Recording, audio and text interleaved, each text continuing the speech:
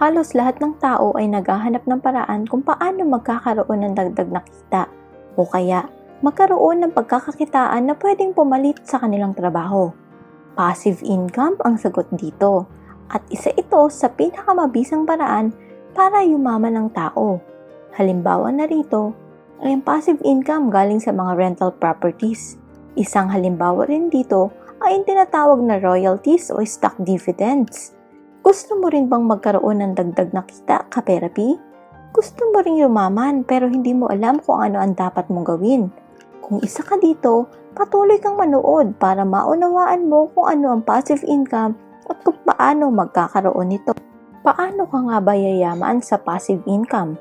Ito ay isang klase ng kita na hindi masyadong nangangailangan ng trabaho mo.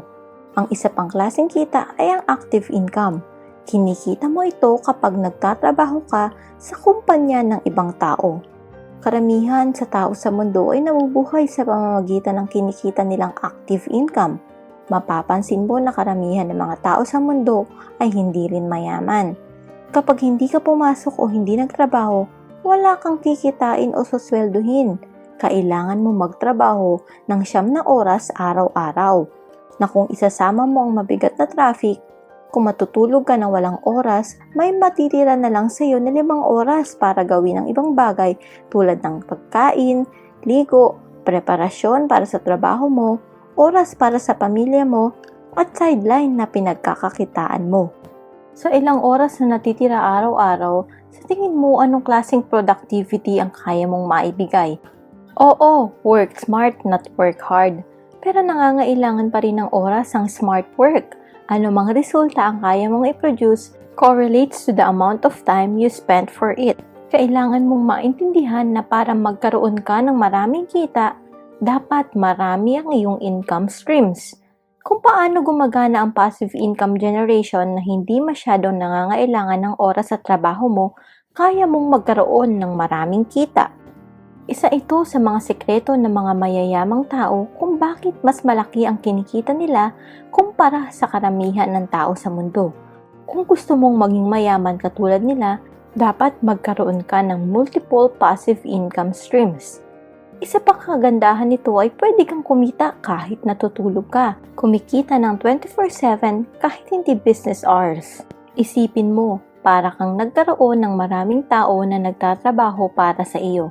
Mas marami kang empleyado, mas maraming passive income streams, mas malaki ang kikitain mo. Narito ang mga paraan kung paano kumita ng passive income. Yung iba ay nangangailangan ng malaking puhunan. Yung iba naman ay nangangailangan ng kaunti lang. Karamihan sa mga ito ay nangangailangan ng mga skills at kaalaman. Una, rentals. Pwede kang magtayo ng rental business katulad ng paupahan o real estate, kotse o bike rentals. Pwede itong buwanan o depende sa kasunduan nyo. Hanggat sa pwedeng gamitin ang property mo at merong taong nangangailangan ito, pwede mong pagkakitaan ito. Pangalawa, interes. Kikitain mo ito sa pamamagitan ng pagpapahiram ng pera sa ibang tao. Ibabalik nila sa iyo ang hiniram nilang pera ayon sa napagkasundo ang panahon na may kasamang dagdag o interes. Maibabalik sa iyo ang orihinal na perang pinahiram mo at kikita ka dito mula sa interes na matatanggap mo. Mahalaga na mayroong maipresentang collateral ang nanghiram. Ito ay bagay na pwede mong kunin kung sakaling hindi na niya kayang ibalik ang nahiram niya.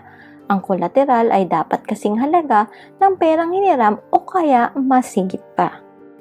Pangatlo, dividends. Kapag bibili ka ng dividend stock sa isang kumpanya, makakatanggap ka ng pera quarterly, semi-annual, or annual depende sa kasunduan. Ang pera na ito ay tinatawag na dividend. Nakadepende ang laki ng matatanggap mong pera sa kita ng kumpanya sa panahon na yon. Maglalabas ka nga lang ng malaking pera para makabili ka ng maraming stocks na makapagbibigay sa iyo ng substantial na dividends. Kaya mas bagay ito sa mga taong lagpas middle age na, yung may mga naipon ng malaking pera at nangangailangan na mapaglalagyan habang kumikita ito ng pera. Ika-4 ay ang royalty. Kung may libro kang isinulat na pwede mong ibenta, Pwede mo itong ipabenta sa isang publisher. Sa bawat kopya ng libro na maibebenta nila, may kita ka dito at ang tawag dito ay royalty. Hanggat may bumibili ng libro mo, ikaw ay kumikita. Pati sa mga kantang nagagawa mo, computer o mobile application, o kahit ano pang creative asset na kaya mong gawin, pwede kang kumita sa ganitong paraan. Ang importante lang dito ay ang magustuhan o kakailanganin ng mga tao ang na-produce mong creative assets para bilhin nila ito. At ang panglima, e-commerce. Ang magandang paraan para magawa ito ay sa sarili mong website kung saan mo ibebenta ang iyong mga produkto. Ang maganda sa paraan na ito ay buo mong makukuha ang profit sa bawat benta. Kung ikaw ay nagsisimula pa lamang para lumago at umasenso ang iyong negosyo, ang pinakamadaling paraan na pwede mong gawin ay ang pagbebenta online ng iyong mga produkto. Maaari mong i-promote sa iba't ibang social media platform ang iyong mga produkto. Pwede mo rin itong gawin sa pamamagitan ng paggawa ng blog o YouTube video kung saan pwede mong i-promote ang iyong mga produkto. At ang pang-anim, affiliate marketing. Isa pang business model ay ang pag-promote ng produkto ng ibang tao sa online. Ito ay tinatawag na affiliate marketing. Kung may mga bibili, may komisyon kang kikitain. Kung mas malawak at mas epektibo na online promotion ang gagawin mo, mas maraming taong makakakita at pwedeng bumili sa product na yon. Narito ang maraming advantages ng negosyong ito. Napaka-minimal ng startup cost para makapasok dito. May mga paraan nga na pwedeng wala ka nang gagastusin. Hindi nangangailangan ng marami at heavy skills para magawa ito. Dahil sa passive income generation ito at online mo itong ginagawa, bukas 24 oras araw-araw ang negosyong ito. Pwede kang mag-promote ng kahit anong produkto, nakadepende na lang sa kung alin sa kanilang interesado ka o alin ang may kaalaman ka. Hindi ka stuck sa 9 to 5 na daily schedule. Pwede mo itong gawin kahit kailan at kahit saan mo gusto. Huwag kalimutang i-like, mag-comment, i-share at mag-subscribe sa aming channel. Hanggang sa muli!